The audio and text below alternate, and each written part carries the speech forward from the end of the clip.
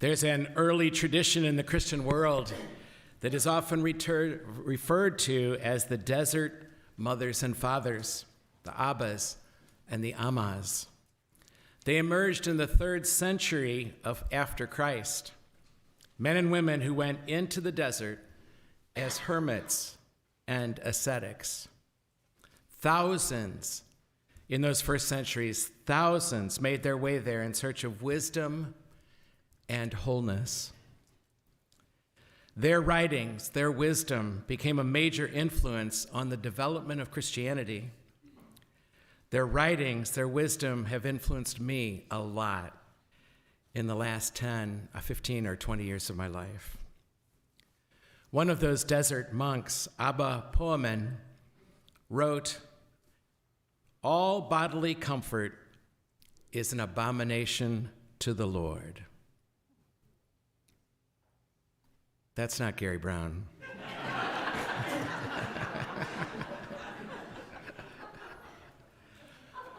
All bodily comfort is an abomination to the Lord. When I read that, given my proclivities, I thought the whole statement was an abomination to the Lord.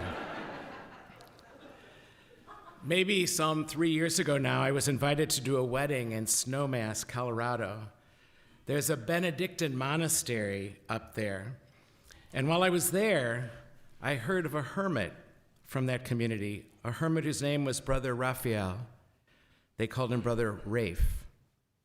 He was a hermit of that abbey who lived more than a decade in a tiny cabin perched about 2 miles above the monastery, high in the Colorado Rockies. It was indeed a great place for hermit solitude, but brutally labor-intensive. In the last years of his life, when Rafe began to run into some serious health issues, his abbot urged him to move back down to the monastery where he could be more comfortable. Rafe looked at him in complete puzzlement. "Why would I want to be more comfortable?" he asked. Rafe was not being masochistic any more than Abba Poemen was being masochistic when he wrote, "All bodily comfort is an abomination to the Lord."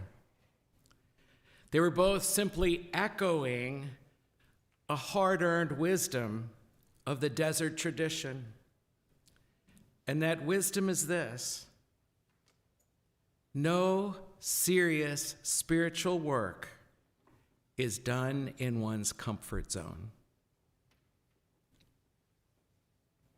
No serious spiritual work is done in one's comfort zone. Being comfortable belongs to the domain of the ego. And real transformation requires getting beyond that ego. The ego, my friends, runs on the pain and the pleasure principle.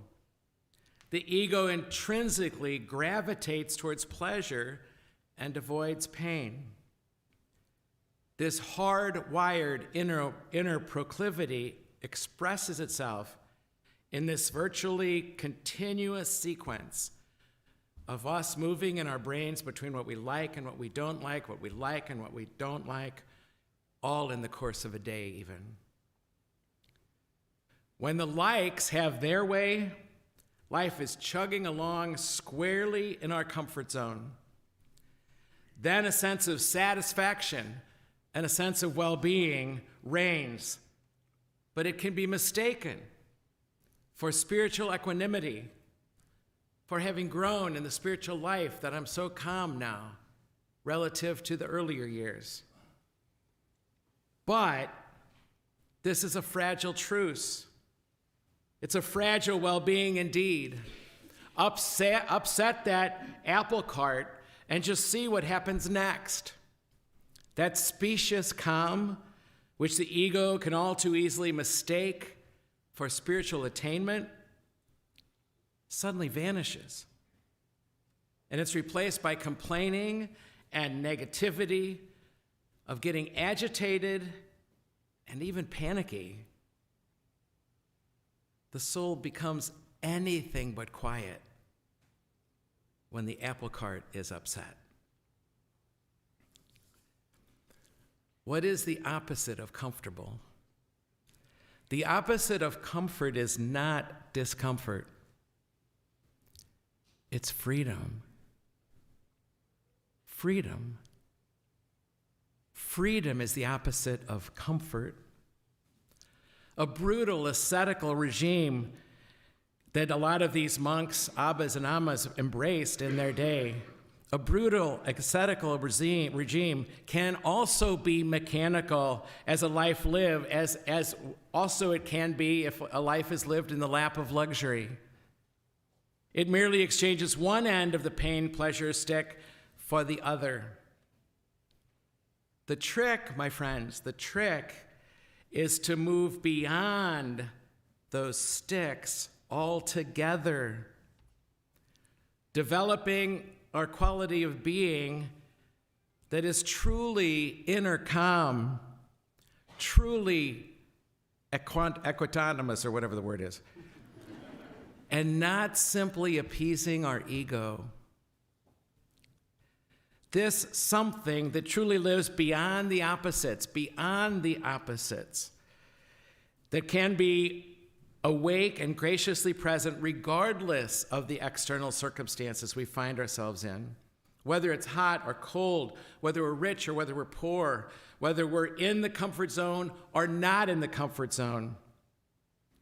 It is highly prized in the spiritual tradition of our church as the mark of authentic spiritual maturity.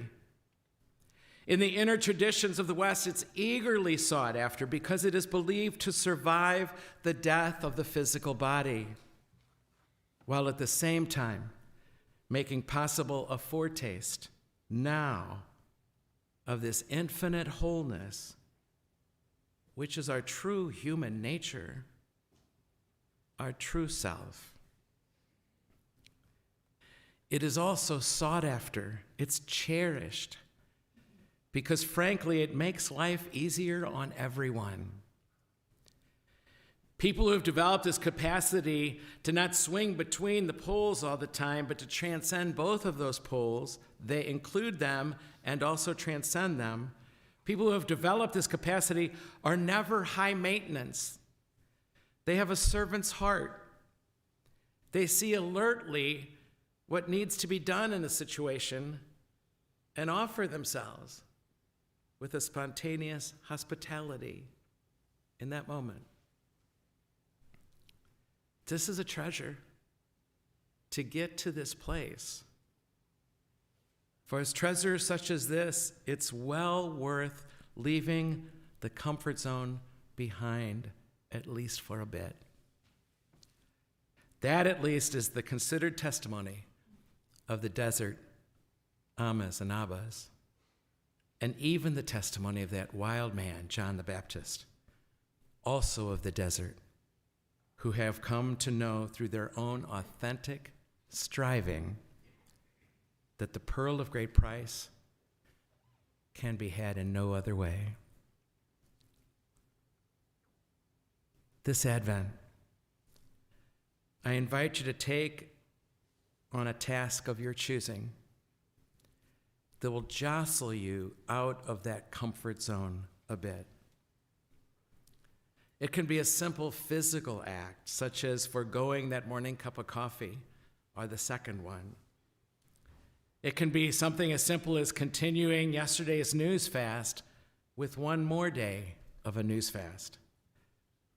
It could mean turning down the thermostat a couple of degrees so that everything's a little chillier than usual. Or it can be anything, something, anything that deliberately challenges our well-liked likes and our attachment even to what we assume is a dislike. But a warning: watch what happens to you when you step outside the comfortable place or that comfortable way of being.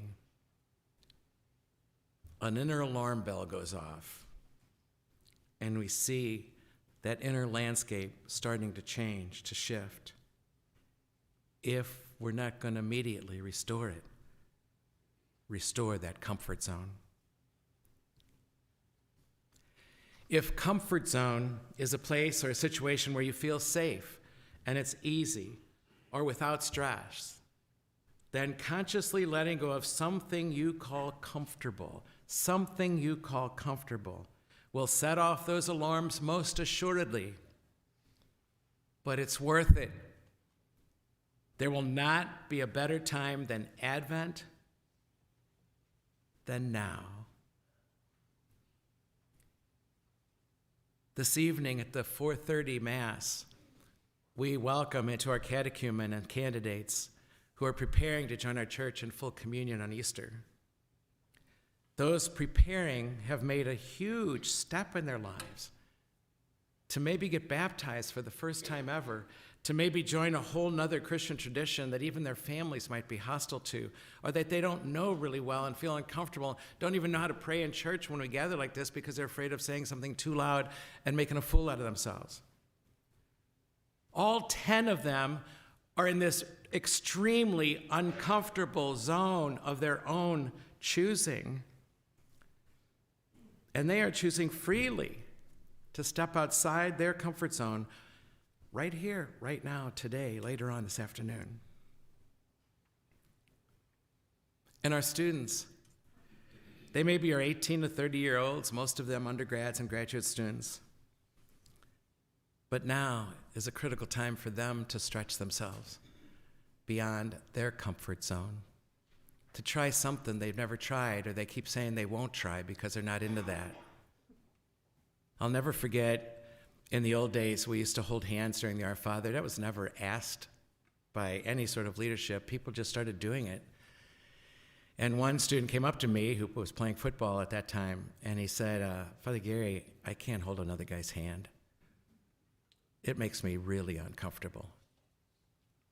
And my response was, I'm not sure how helpful it was, how old are you? And when he told me his age, I said, why don't you just try it? Don't decide at the age of 19 or 20 that you're never going to do that. Why not step outside your comfort zone and just try it? And then let it be what it is. So I dare you this second Sunday of Advent, my friends. I dare you to do something that's not comfortable on your way to Christmas. And let our candidates and catechumens for this coming Easter, let them dare you too.